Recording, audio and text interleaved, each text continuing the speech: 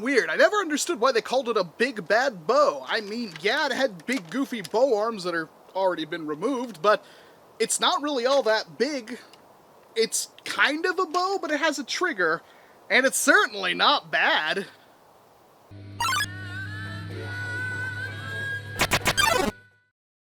First things first, let me welcome you to Tag Back, the show where every week we take a look at a blaster from the past to see what it can offer us today in the present, and this time, we're taking a look at the ever-infamous Nerf Big Bad Bow. One of the oldest blasters Nerf has ever produced that they actually ran from 1998 up until 2012. That's quite a long legacy this thing has, and for good reason. It's an excellent blaster, and it's actually really fun. Now, it's called the Big Bad Bow, and you will realize that mine does not have any bow-like appendages on it, and that's mostly because when I was moving, I took the bow arms off of mine because they're big, bulky, and they do absolutely nothing to the performance of the blaster. In fact, they may even hinder it. They're easily removed, but you do have to cut off some of the elastic here, which is still embedded in my blaster, but I just haven't opened it up and removed that. The good news is, since this thing has been around for so long, and because it's awesome, lots of people have modified them, and there are a lot of cool things you can do to this. Basic function is that, well, it would have bow arms on it, so there would be little rollers and stuff that would pull it back, but you basically pull it back like that. There's a trigger back here. When you pull the trigger, it releases a plunger, and then you push it back in, and you can prime it back the same way, and continue to do that. The biggest issue with that is, of course, this thing was meant to shoot the 9-inch arrows, which you would have to go and put an arrow on and fire it, and put another arrow on and fire it. Some people may like that. I have never seen anybody take one of those arrows to a war except for maybe Captain Xavier, and even though he's probably the only person that has the ability to fire them, I've never seen him actually use them. And that's because, well, they're just not that good. They're really soft, squishy, they bend really easily because they're so long and there's really nothing inside of them to make them rigid, and they just don't fly very well, in my opinion. There was another blaster that was made after this to kind of carry on the era legacy, which was, of course, the Blazing Bow, and that thing died off pretty quick, and now you can find them in thrift stores everywhere without any kind of arrow anywhere around it. But again, modification potential. This is a Springer with a big plunger tube, a very, very comfy prime, and it can take quite a hefty spring load, and there are a lot of modification guides out for this thing. Probably the best ones are, of course, anything that increases the draw power, even the draw distance if you were feeling kind of frisky, and then, of course, putting an RSCB on this thing, which is pretty cool because if you look at it from the front, it's got this perfect section right here to run piping through it. I mean, you could even run it up back here and have a really long RSCB that allows you to effortlessly rapid fire. And because of the priming mechanism where you have to stretch it out like that, it can take a pretty beefy spring, but as with all spring upgrades, it is going to be kind of prone to breaking, especially if they're older models. This did come in a lot of different flavors as well. There was the original purple release, which is purple. Then they came out with an N-Strike yellow release, and even this red one that I have right here. And then they re-released the purple one, and I believe a slightly different shade of purple in 2012 for the Marvel Avengers for Hawkeye.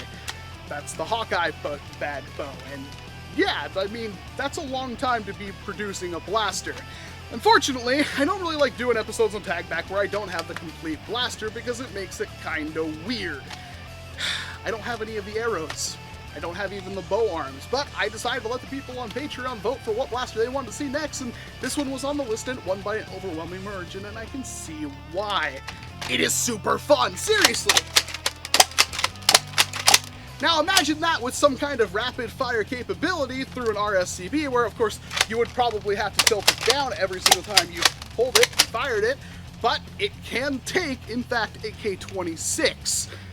It has a lot of mod potential, and again, because of the way that works, it can do it pretty well. And it's one of those blasters where if you see it at a thrift store and you don't have one, you might want to consider picking it up. Now, it's not exactly the most practical thing nowadays, although they're pretty easy to modify and a lot of people use this as their first war practical blaster. They do have some kind of, well, I mean, Nightfinder rifles can outperform these kinds of things. Maybe not as comfortably, but they can. That's kind of a bummer. I mean, even nowadays, if you were to seriously overhaul a long shot or something like that, you're going to beat this thing into the dust. But that doesn't mean, even though something might perform better than it, that this is a bad blaster by any means, because if you're good and you're really comfortable with how this thing primes, I mean, for some people, that action is going to be a lot more comfortable than using a pump action kind of apparatus, so that's something to keep in mind when you're choosing a blaster. If this blaster does sing to you, there is nothing preventing you from taking it and making it into an absolute monster. And it's really fun. There are some dart holders up here, which mine are bent, but, and I say dart, they're meant for the missiles, or arrows. They really do look like missiles, though. And there's even a nice little scope back here with what seems to be an orange kind of lens in it, or at least a yellow. When I point it out and look at the sky, it does turn orange, and I don't know if that's just because of the age, because this thing is, you know, older than most of the people that are on my channel right now, or just because it's an orange piece of plastic. But again, it's just so much fun. I really want a big bad bow that does a lot of damage, and I just never modified one. I don't really know why. It just never really came up with something I wanted to do. When I think of RSCBs, I usually think of either a homemade or some kind of monstrous air blaster like my Titan I used to have. My Titan Maverick I called the Jaeger. But there's a certain charm and allure to the big bad bow, and I'm fully behind anybody that really, really likes this blaster. Again, it looks pretty goofy. It looks pretty cool to some people, but it's a nice one to have. So let me know what you think about the big bad bow down in the comment section below. And if you have a favorite mod that you've seen, let me know about it. I'd love to see it. Maybe I'll make one in the future. You never know. I do have this one.